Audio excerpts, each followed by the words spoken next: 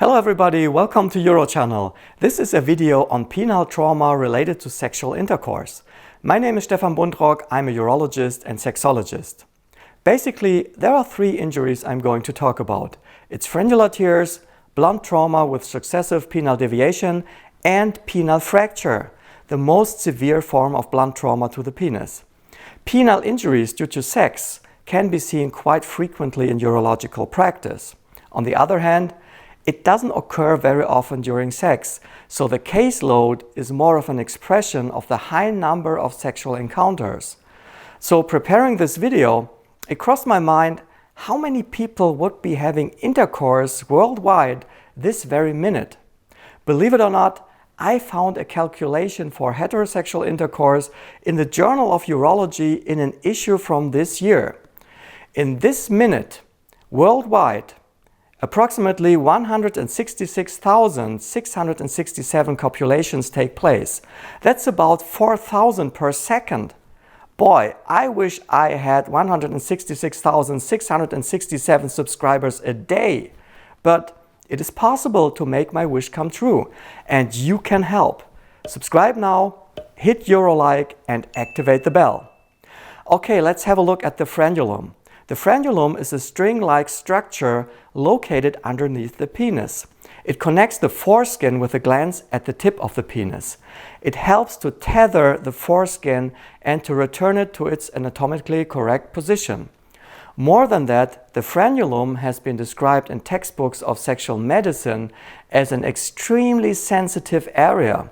Sometimes the frenulum is injured during sexual intercourse due to excessive stretch. This is particularly the case if it is short, something that is called frenulum breve. A small artery runs in that area, and frenular tears are usually a bloody mess.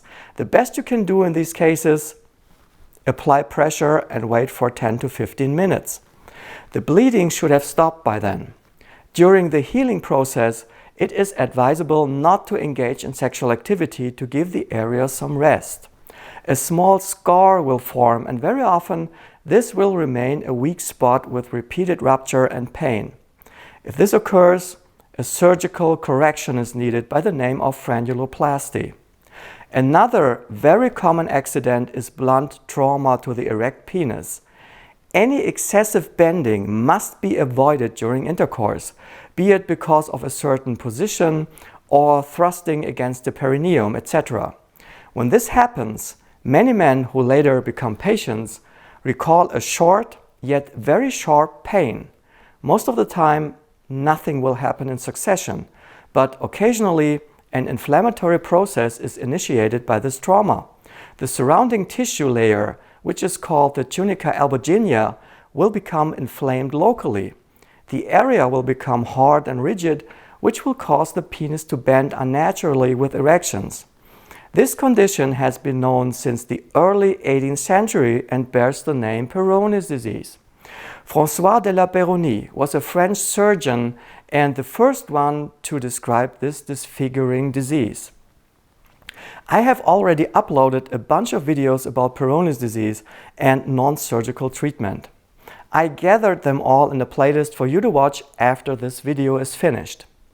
The third condition you will have to know about is penile fracture.